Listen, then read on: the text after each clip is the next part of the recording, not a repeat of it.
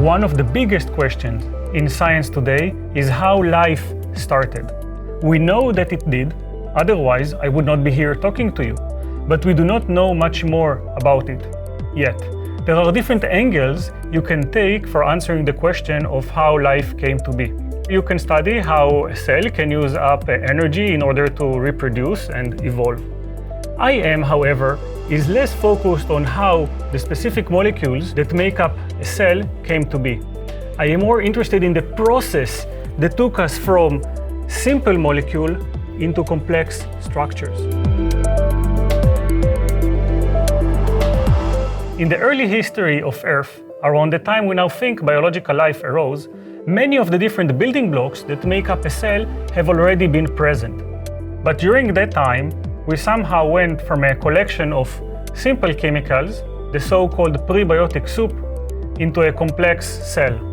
Such a complex structure could not just arise out of randomness in one go. That would be like making a pizza by putting all the ingredients together and shaking the bowl really hard and hoping for a pizza to form. So this presumes that there are multiple steps before biological life happened in which chemical substances became more and more complex. This already has been observed in prior research, that chemical substances can grow and reproduce and even change up their makeup over time. There might be some sort of a selection process involved. In my research, I try to see if such a selection process can actually be an analog of biological selection as stated by Darwin. In general, would it be possible for chemicals or a system of chemicals to undergo Darwinian evolution? In Darwinian evolution, variations are continually occurring, and new species arise over time by selecting slightly better variations that allow these individuals to better survive, compete, or reproduce.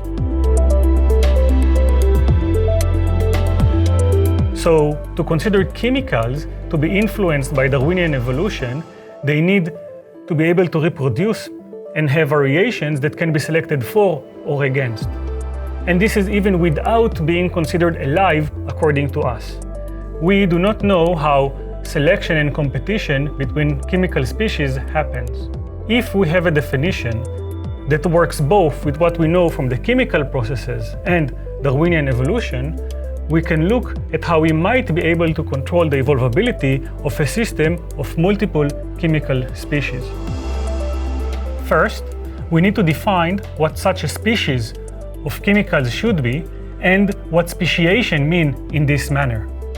We do not do this in the lab, but in computer models that are inspired by experiments. In the model, different processes and characteristics of the chemical processes we are interested in can be filled in as mathematical formulas. The formulas work together to simulate the potential chemical processes that could result in chemical evolution. By using such a model, we can alter many different parameters about the environment or about the chemical composition at will.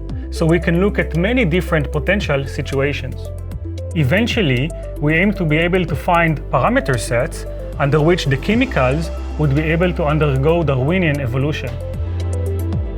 If we get this far, then we can actually look at different strategies of the chemical species. Are there some that are more prepared for different environments, or are there others that are more suited for a very specific environment? These would be strategies that we also find in living organisms.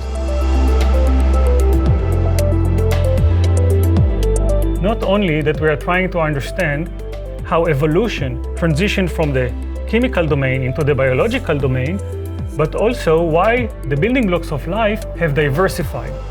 We are also trying to find out the mathematical set of rules that can explain both the chemical evolution and the biological evolution.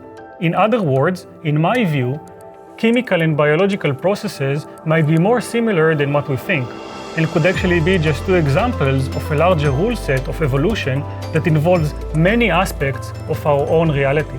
We do not know what these rule sets are yet, but they will give us a big clue on how life is a byproduct of ongoing evolutionary process.